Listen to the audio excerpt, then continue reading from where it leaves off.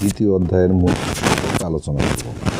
প্রথমে যে একজন ব্যক্তি বিনিয়োগটা করেন যে একজন ব্যবসায়ী দোকান ভাড়া, পরিবহন খরচ, অন্যান্য আনুষঙ্গিক খরচ পণ্যের ক্রয় মূল্যের সাথে যোগ করে নির্ধারণ করেন। এই প্রকৃতি হয়। এবার আসি আমরা ক্রয় মূল্যটা কি জিনিস। এই বিনিয়োগকে লাভ বা ক্ষতি নির্ণয়ের জন্য ক্রয় মূল্য হিসাবে ধরা হয়। এই যে বিনিয়োগটা করেন একজন ব্যবসায়ী, এই বিনিয়োগটাই লাভ বা ক্ষতি নির্ণয়ের জন্য কি করেন, ক্রয় মূল্য হিসাবে নির্ধারণ করেন। এবার আসি আমরা বিক্রয় মূল্য। কি মূল্য? বিক্রয় মূল্য। তাই এই পণ্য যে মূল্যে বিক্রয় করা হয় তার সেটাই হচ্ছে কি বিক্রয় মূল্য। বিশেষ দ্রষ্টব্য কিছু কথা আমি বলি যে ক্রয় মূল্যের চেয়ে বিক্রয় মূল্য বেশি হলে তার লাভ হবে বা মুনাফা হবে, আর ক্রয় মূল্যের চেয়ে বিক্রয় মূল্য কম হলে তার ক্ষতি বা লোকসান হয়। তাহলে ক্রয় মূল্যের চেয়ে যদি বিক্রয় মূল্য বেশি হয় তাহলে কী হবে, লাভ অথবা মুনাফা হবে, এবং ক্রয় মূল্যের চেয়ে যদি বিক্রয় মূল্য কম হয় তাহলে তার ক্ষতি বা লোকসান হবে, হয়। আর ক্রয় মূল্য এবং বিক্রয় মূল্য সমান হলে তাতে লাভ বা ক্ষতি কোনোটাই হবে না। তাহলে ক্রয় মূল্য এবং বিক্রয় মূল্য যদি সমান হয়, ধরো একটা পণ্য 5 টাকা দিয়ে ক্রয় করে ও যদি 5 টাকাতেই বিক্রয় করে, সেক্ষেত্রে আমরা কী পাবো, ওই পণ্যের লাভ বা ক্ষতি কোনোটাই হবে না। এবার আসি লাভ বা ক্ষতি ক্রয় মূল্যের উপর হিসাব করা হয়। পণ্যের লাভ হলো না ক্ষতি হলো সেটা ক্রয় মূল্যের উপর হিসাব করা হয়। আমরা জানি লাভ সমান বিক্রয় মূল্য মাইনাস ক্রয় মূল্য, এবং ক্ষতি সমান ক্রয় মূল্য মাইনাস বিক্রয় মূল্য। মুনাফার অঙ্কগুলো করার আগে আমরা এই দুইটা জিনিস খুব ভালোভাবে আয়ত্তের মধ্যে রাখবো, যে লাভ সমান বিক্রয় মূল্য মাইনাস ক্রয় মূল্য, আর ক্ষতি হচ্ছে কি ক্রয় মূল্য মাইনাস বিক্রয় মূল্য। যদি কোনো ক্রয় মূল্যের চেয়ে যদি বিক্রয় মূল্য বেশি হয় তাহলে আমরা কি পাবো, সেখানে লাভ হবে, আর ক্রয় মূল্যের চেয়ে যদি বিক্রয় মূল্য কম হয় সেখানে কি হবে, ক্ষতি হবে। তাহলে লাভ বা ক্ষতি নির্ণয়ের জন্য কিসের উপর নির্ভর করতে হবে, ক্রয় মূল্যের উপর নির্ভর করতে হবে। লাভ সমান বিক্রয় মূল্য মাইনাস ক্রয় মূল্য, এবং ক্ষতি সমান ক্রয় মূল্য মাইনাস বিক্রয় মূল্য। দেখো উদাহরণ 1, একজন দোকানদার প্রতি হালি ডিম 25 টাকা দরে ক্রয় করে প্রতি 2 হালি 56 টাকা দরে বিক্রয় করলে তার শতকরা কত লাভ হবে। তাহলে একজন দোকানদার কি করছে, প্রতি হালি ডিম 25 টাকা করে ক্রয় করছে, কিন্তু প্রতি 2 হালি ডিম কি করছে, 56 টাকা দরে বিক্রয় করছে। তাহলে প্রতি 2 হালি ডিমের দাম যদি 56 টাকা হয় তাহলে 1 হালি ডিমের দাম কত হবে, 28 টাকা। তাহলে তার ক্রয় মূল্য ছিল কত, 25 টাকা, আর বিক্রয় করছে কত, 28 টাকা করে প্রতি হালি ডিম বিক্রয় করে। তাহলে তার এক্ষেত্রে শতকরা কত লাভ হবে। তাহলে আমরা যখন এই অঙ্কটা করতে যাব, একটা অঙ্ক করার আগে অঙ্কটাকে 2-1 খুব ভালোভাবে পড়ে নেওয়ার পর সেখান থেকে আমরা একটা সমাধান খোঁজার চেষ্টা করব যে অঙ্কটার মধ্যে কি বলছে। তাহলে অঙ্কটার মধ্যে বলছে প্রতি হালি ডিম 25 টাকা দরে ক্রয় করে, আর প্রতি 2 হালি ডিম 56 টাকা দরে কি করে বিক্রয় করে, তার শতকরা কত লাভ হবে। তাহলে কি হয়েছে, 1 হালি ডিমের ক্রয় মূল্য কত, 1 হালি ডিমের ক্রয় মূল্য হচ্ছে কত, 25 টাকা। 1 হালি ডিমের ক্রয় মূল্য কত, 25 টাকা। সুতরাং 2 হালি ডিমের, যেহেতু 2 হালি ডিম বিক্রয় করছে, তাহলে ক্রয় করে প্রতি 2 হালি 56 টাকা দরে বিক্রয় করছে। তাহলে 1 হালি ডিমের ক্রয় মূল্য যেটা, সেখান থেকে আমরা 2 হালি ডিমের ক্রয় মূল্যটা বের করব। তাহলে 1 হালি ডিমের ক্রয় মূল্য যদি 25 টাকা হয়, 2 হালি ডিমের ক্রয় মূল্য অবশ্যই বাড়বে।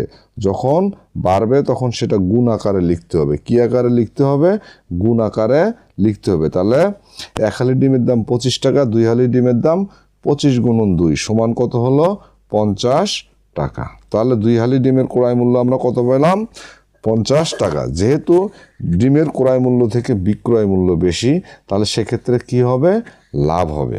তাহলে অবশ্যই কি হবে, লাভ হবে। তাহলে 2 হালি ডিমের ক্রয় মূল্য ছিল 50 টাকা, আর 2 হালি ডিম বিক্রি করছে কত, 56 টাকা। তাহলে এক্ষেত্রে কি হচ্ছে, ডিমের ক্রয় মূল্য থেকে বিক্রয় মূল্যটা বেশি। তাহলে এক্ষেত্রে ডিমের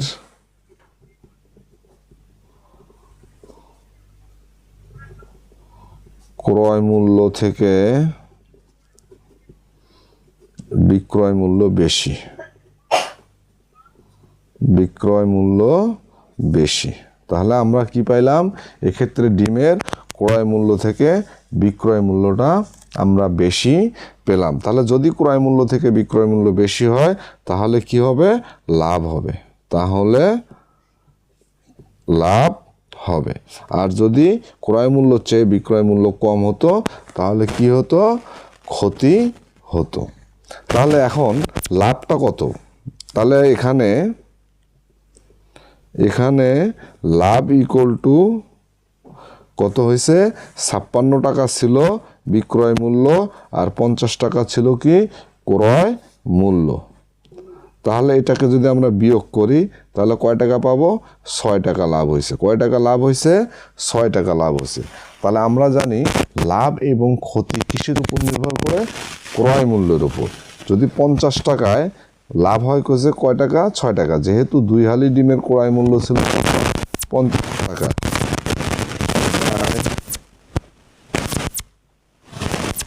হয়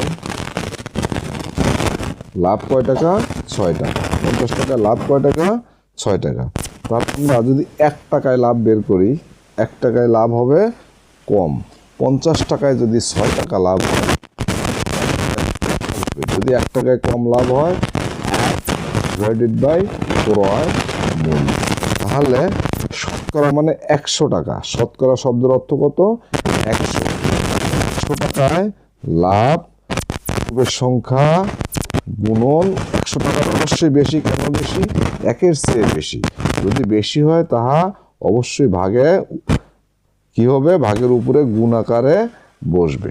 ভাগের উপরে কি আকারে বসবে, গুণ আকারে বসবে। এখন আমরা কাটাকাটি করি, 50 দিয়ে 100 কাটলে 50 দুগুণ 100, তাহলে 6 দুগুণ কত, 12 টাকা।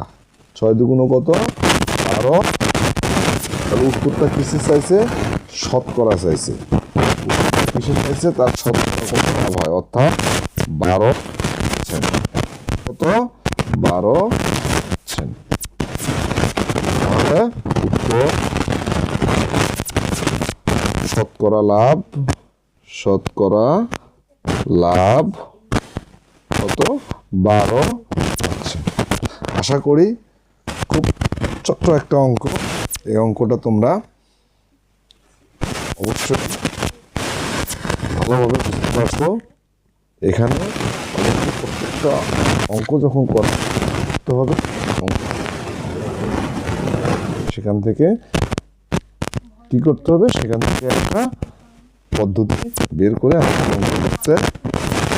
এখন 2 নম্বর উদাহরণটা দেখো, একটি ছাগল 8% ক্ষতিতে বিক্রয় করা হলো। তাহলে ছাগলটি আরও 800 টাকা বেশি মূল্যে বিক্রয় করলে 8% লাভ হতো। ছাগলটির ক্রয় মূল্য নির্ণয় করো। অঙ্কটার মধ্যে প্রথমেই তোমাদের যে জিনিসটা খেয়াল করতে হবে যে উত্তরটা কি চাইছে। এখানে উত্তর চাইছে হচ্ছে ছাগলটির ক্রয় মূল্য, আর প্রথমে কি দেয়া আছে, ছাগল 8% ক্ষতিতে বিক্রয় করা হলো। অর্থাৎ শতকরা 8% ক্ষতিতে কি করছে, বিক্রয় করা হয়েছে। এখানে কিন্তু ক্রয় মূল্য দেয়া নাই, এখানে শুধু দেয়া আছে 8% ক্ষতিতে বিক্রয় করা হলো। ছাগলটি আরও 800 টাকা বেশি মূল্যে বিক্রয় করলে, যদি ছাগলটি আরও 800 টাকা বেশি মূল্যে বিক্রয় করত, যদি ছাগলটি আরও 800 টাকা বেশি মূল্যে বিক্রয় করলে, অর্থাৎ এই 800 টাকাটা হচ্ছে বিক্রয় মূল্য, বিক্রয় করলে 8% কি হতো, লাভ হতো। তাহলে ছাগলটি ক্রয় মূল্য নির্ণয় করো। এখানে প্রথমেই কি করছে, ছাগলটি 8% ক্ষতিতে বিক্রয় করছে। তাহলে আমরা অঙ্কের কি বুঝলাম, অঙ্ক থেকে আমরা এটাই ধারণা পেলাম যে প্রথম সে 8% ক্ষতিতে বিক্রয় করছে। একটি ছাগল 8% ক্ষতিতে সে কী করছে, বিক্রয় করছে, কিন্তু সেই ছাগলটি 800 টাকা বেশি মূল্যে 800 টাকা বেশি মূল্যে বিক্রয় করলে 8% কী হতো, লাভ হতো। তাহলে ছাগলটির ক্রয় মূল্য নির্ণয় করতে হবে। তাহলে 8% ক্ষতিতে 8% কি ক্ষতিতে বিক্রয় মূল্য, 8% ক্ষতিতে কি মূল্য, বিক্রয় মূল্য। তাহলে এই 8% ক্ষতিতে বিক্রয় মূল্য, এখানে ছাগলটির ক্রয়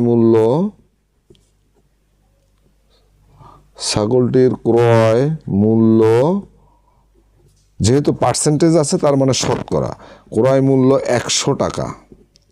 ছাগলটির ক্রয় মূল্য 100 টাকা হলে 8% ক্ষতিতে বিক্রয় মূল্য, ক্রয় মূল্য 800 টাকা হলে 8% ক্ষতিতে বিক্রয় মূল্য,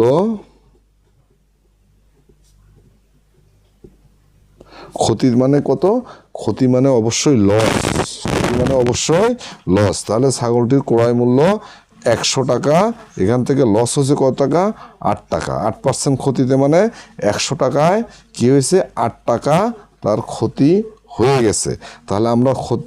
তাহলে বিক্রয় মূল্য কত পাইলাম আমরা, 92 টাকা। অর্থাৎ ছাগলটি 100 টাকায় ক্রয় করে ছাগলটি 92 টাকায় কি করছে, বিক্রি করছে। ফলে তার কি হয়েছে, 8% ক্ষতি হয়েছে। এবার দেখি যে আবার 8% লাভে বিক্রয় মূল্য, আবার কি আছে, 8% লাভে বিক্রয় মূল্য, 8% লাভে কি মূল্য, বিক্রয় মূল্য। তাহলে 8% লাভে বিক্রয় মূল্য মানে শতকরা ক্রয় মূল্য ছিল 100 টাকা, সেখান থেকে সে 8 টাকা লাভ করছে, মানে 100 যোগ 8 টাকা সমান কত হয়, 108 টাকা। তাহলে 8% লাভে বিক্রয় মূল্য কত হয়, 108 টাকা। তাহলে এখানে প্রথম ক্ষতিতে বিক্রয় মূল্য ছিল তার 92 টাকা, আবার 8% লাভে তার বিক্রয় মূল্য হয়েছে কত, 108 টাকা। সুতরাং বিক্রয় মূল্য বেশি হয়, বিক্রয় মূল্য কি হয়, বেশি হয় 108 মাইনাস 92 টাকা, এত টাকা। তাহলে আমরা যদি বিয়োগ করি তাহলে কত পাই, 2 আছে 8 বাকি 6, 9 আছে 10 বাকি 1, অর্থাৎ 16 টাকা বিক্রয় মূল্য কি হয়েছে, বেশি হলে, 16 টাকা বিক্রয় মূল্য বেশি হলে তখন ক্রয় মূল্য কত ছিল, 100 টাকা। তাহলে বিক্রয় মূল্য, এখন বিক্রয় মূল্য 16 টাকা বেশি হলে ক্রয় মূল্য ছিল কত, 100 টাকা। তাহলে বিক্রয় মূল্য 16 টাকা বেশি হলে, 16 টাকা বেশি হলে ক্রয় মূল্য কত, 100 টাকা। যখন 16 টাকা বেশি হয় তখন তার ক্রয় মূল্য ছিল কত, 100 টাকা। তখন তার ক্রয় মূল্য কত ছিল, 100 টাকা। তাহলে সুতরাং বিক্রয় মূল্য 1 টাকা বেশি হলে ক্রয় মূল্য কত ছিল, 16 টাকা বেশি হলে ক্রয় মূল্য হয় 100 টাকা, আর 1 টাকা বিক্রয় মূল্য বেশি হলে ক্রয় মূল্য অবশ্যই কমে যাবে। উপরে হচ্ছে 100, নিচে হচ্ছে ডিভাইডেড বাই 16 টাকা। এই 100 একে 16 দ্বারা ভাগ করলে আমরা 1 টাকা বেশি হলে ক্রয় মূল্য যেটা হয় সেটা পেয়ে যাব। আবার বিক্রয় মূল্য কি বলছিল, 800 টাকা বেশি হলে, বিক্রয় মূল্য কত, 800 টাকা বেশি হলে। তাহলে 800 টাকা বেশি হলে ক্রয় মূল্য 100 ডিভাইডেড বাই 16, 1-এর চাইতে 800 বড়, এটা অবশ্যই উপরে গুণ আকারে বসবে। উপরে কি আকারে বসবে, গুণ আকারে বসবে। আমরা ভাগ করতে পারি, 8 দুগুণ 16, 2 দিয়ে ভাগ করলে 50 দুগুণ কত, 800। আবার 8 দিয়ে 800 যদি ভাগ করি, 8 100 কত, 800। তাহলে যদি আমরা গুণন করি, 5-কে 5, 3টা 0 টাকা। তাহলে ছাগলটির ক্রয় মূল্য কত ছিল, 5000 টাকা। ছাগলটি ক্রয় মূল্য কত ছিল? 5,000 টাকা। সুতরাং ছাগলটির ক্রয় মূল্য কত? 5,000 টাকা। এটাই হচ্ছে উত্তর। এটাই কি উত্তর?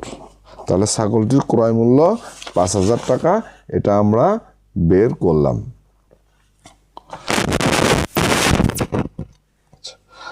তাহলে উদাহরণ মুনাফার অঙ্কে উদাহরণ 2টা আমি দেখাইলাম। যে প্রথমটা ছিল খুব সরাসরি, যে ক্রয় মূল্য এত এবং বিক্রয় মূল্য এত হলে শতকরা কত লাভ হয়। এবার দেয়া আছে যে শতকরা হিসাবে ক্ষতি এবং শতকরা হিসাবে লাভ দেয়া আছে। তাহলে বেশি মূল্যে বিক্রয় করলে তার ক্রয় মূল্য কত হতো?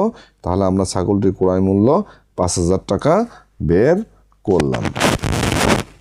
মুনাফা সম্পর্কে আমরা আলোচনা করব। মুনাফার ক্ষেত্রে দেখা যাচ্ছে মুনাফার হারটা কিভাবে নির্ণয় করা হয় বা কিভাবে ধরা হয়। 100 টাকায় 1 বছরের মুনাফাকে মুনাফার হার বা শতকরা বার্ষিক মুনাফা বলা হয়। মুনাফার হারটাকে কিভাবে নির্ণয় করা হয়? 100 টাকায় 1 বছরের মুনাফাকে মুনাফার হার বা শতকরা বার্ষিক মুনাফা বলা হয়। এটার সময়কাল কিভাবে নির্ণয় করা হয়? যে সময়ের জন্য মুনাফা হিসাব করা হয় তা এর সময়কাল, অর্থাৎ মুনাফাটা যে সময় পর্যন্ত হিসাব করা হয় তাই হচ্ছে এর সময়কাল। এবার আসি সরল মুনাফা। সরল মুনাফাটা কি জিনিস? প্রতি বছর শুধু প্রারম্ভিক মূলধনের উপর যে মুনাফা হিসাব করা হয়, অর্থাৎ আসল প্রতি বছর শুধু প্রারম্ভিক মূলধনের উপর যে মুনাফা হিসাব করা হয় একে সরল মুনাফা, ইংলিশে আমরা সিম্পল প্রফিট বলি। শুধু মুনাফা বলতে সরল মুনাফা বোঝায়। তাহলে শুধু মুনাফা বলতে আমরা কি বুঝবো? সরল মুনাফা বোঝানো হয়ে থাকে। তাহলে মুনাফার হারটা কিভাবে নির্ণয় করা হয়? 100 টাকার 1 বছরের মুনাফাকে মুনাফার হার বা শতকরা বার্ষিক মুনাফা বলা হয়। আর সময়কালটা হলো যে সময়ের জন্য মুনাফা হিসাব করা হয় তা এর সময়কাল। আর সরল মুনাফা হচ্ছে কি? প্রতি বছর শুধু প্রারম্ভিক মূলধনের উপর যে মুনাফা হিসাব করা হয় একে সরল মুনাফা বলা হয়। শুধু মুনাফা বলতে কি বোঝায়? সরল মুনাফা বোঝায়। আচ্ছা,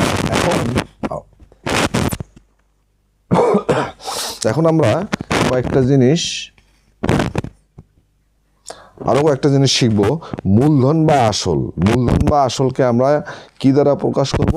পি দ্বারা প্রকাশ করব, অর্থাৎ প্রিন্সিপাল। মূলধন বা আসলকে আমরা কি দ্বারা প্রকাশ করব?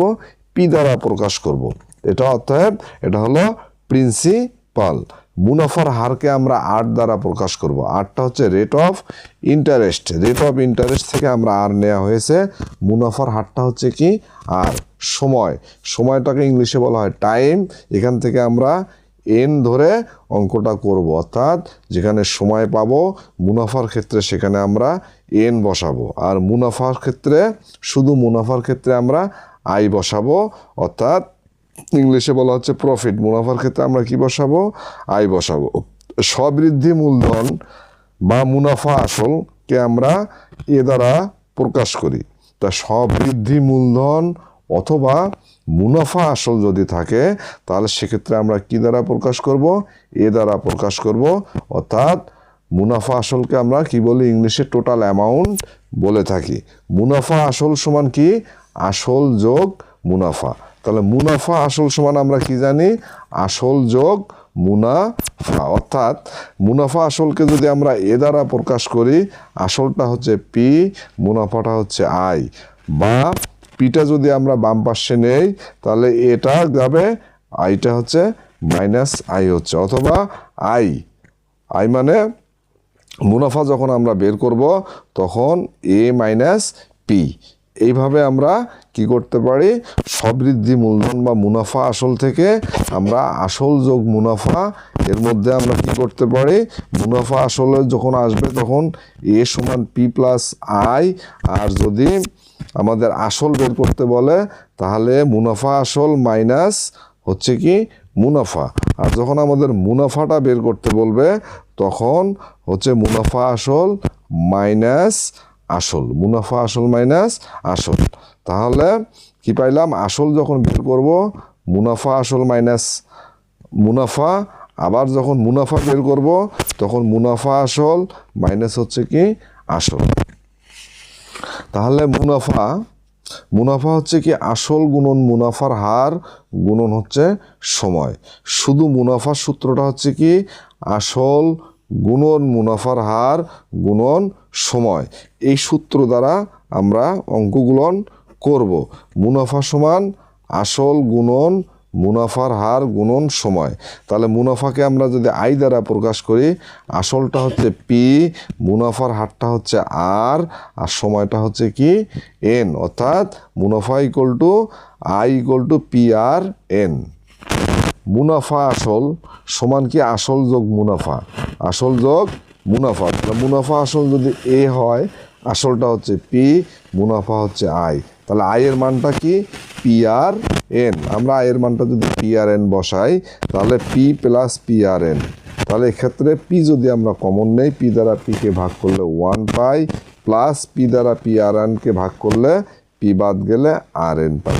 অতএব এই দুইটা সূত্র মুনাফা এবং মুনাফা আসলের সূত্র থেকে আমরা কি করতে পারি, অঙ্ক করব। এবং এই সূত্র দুটো অবশ্যই কি করবে, মুখস্থ করে রাখবে। অবশ্যই কি করে রাখবে, মুখস্থ করে রাখবে। মুনাফা নির্ণয় আমরা একটু শিখব। উদাহরণ বলছে কি, রমিজ সাহেব 5,000 টাকা জমা। রমিজ সাহেব একটা ব্যক্তির নাম। এই রমিজ সাহেব কি করছে, ব্যাংকে 5,000 টাকা জমা রাখছে। ঠিক করলেন যে আগামী 6 বছর তিনি ব্যাংক থেকে টাকা উঠাবেন না।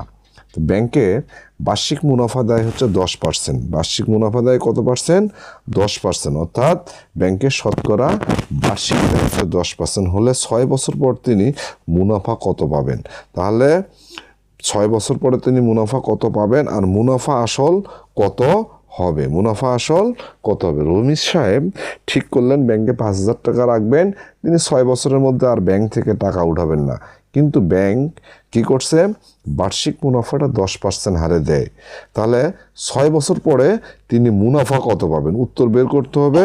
6 বছর পরে মুনাফা কত পাবে আর মুনাফা আসল কত হবে, এই দুইটা উত্তর বের করতে হবে। তাহলে ব্যাংক কি করে, বার্ষিক মুনাফা। তাহলে আমরা যদি অঙ্কটা করি যে বার্ষিক মুনাফা কত, বার্ষিক মুনাফা হচ্ছে 10%। বার্ষিক মুনাফা কত পার্সেন্ট, 10%। তাহলে 100 টাকার 1 বছরের মুনাফা, বার্ষিক শব্দের অর্থ 1, মুনাফা মুনাফায় 10% মানে শতকরা 100 টাকা। তাহলে 100 টাকার 1 বছরের মুনাফা, 1 বছরের মুনাফা কত, 10 টাকা। 100 টাকার 1 বছরের মুনাফা কত, 10 টাকা। 100 টাকায় 1 বছরের মুনাফা কত, 10 টাকা। তাহলে যদি আমরা 1 টাকায় 1 বছরের মুনাফা বের করি, অবশ্যই কমে যাবে। কমে যাওয়া মানে ভাগ, উপরে যাবে 10, নিচে আসবে এই 100 টাকা। তাহলে তার মূলধন কত ছিল, 5,000 টাকা। তার মূলধন কত ছিল, 5,000 টাকা। 5,000 টাকা 1 বছরের মুনাফা অবশ্যই কি করবে, বাড়বে। যখন বাড়বে তখন আমরা পূর্বেরটা লেখার পরে কি করব, এই 5,000 উপরে চলে যাবে। 5,000 কোথায় যাবে, ভাগের উপরে যাবে। কিন্তু 5,000 টাকা তার কয় বছর পর মুনাফা পাবে, 6 বছর পর। তাহলে 5,000 টাকা 6 বছরের মুনাফা, তাহলে 6 বছরের মুনাফা অবশ্যই বাড়বে। পূর্বেরটা লেখি, লেখার পরে 6 বছর যেহেতু বাড়বে, বছর বেড়ে গেছে, অতএব 6টা উপরে চলে যাবে। 6টা কোথায় যাবে, উপরে চলে যাবে। এখন আমরা এই 100 দিয়ে যদি 5,000 কাটাকাটি করি তাহলে থাকে হলো 50। থাকে কত, 50। তো 50 দিয়ে 10 গুণ করলে কত হয়, 500। 500 দিয়ে 6 গুণ করলে কত হয়, 3,000 টাকা। কত হয়, 3,000 টাকা। তাহলে তার মূলধন ছিল কত, রমিজ সাহেবের 5,000 টাকা। 6 বছর পরে তার মুনাফা কত হবে, 3,000 টাকা। 3,000 কত হলো টাকা। এবার কি বলছে, মুনাফা আসল কত হবে। তাহলে সুতরাং মুনাফা আসল সমান কি সূত্র জানি আমরা? সূত্র জানি হলো আসল যোগ মুনাফা। আসল যোগ মুনাফা। তার 6 বছর পরে মুনাফা পেয়েছে কত? 3,000 টাকা। আর মুনাফা আসলটা যখন আমরা বের করব, এই সূত্রটা হচ্ছে আসল যোগ মুনাফা। আসল ছিল কত? 5,000 টাকা। আর মুনাফা পেয়েছে কত সে? 3,000 টাকা। 3,000 কত টাকা।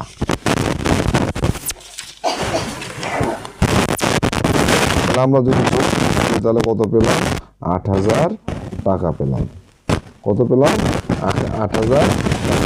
তাহলে মুনাফা 3,000 টাকা আর মুনাফা আসল কত? 8,000 টাকা।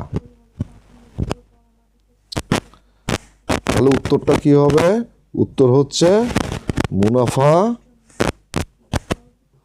মুনাফা হলো 3,000 টাকা আর হলো মুনাফা আসল 8,000 টাকা। এটাই হচ্ছে উত্তর। আশা করি তোমরা অবশ্যই, আমি চেষ্টা করেছি খুব বিশ্লেষণ করে অঙ্কটা করানোর জন্য। যদি তোমাদের ভালো লাগে তাহলে অবশ্যই আমার চ্যানেলটি সাবস্ক্রাইব করে রাখবে। আসসালামু আলাইকুম।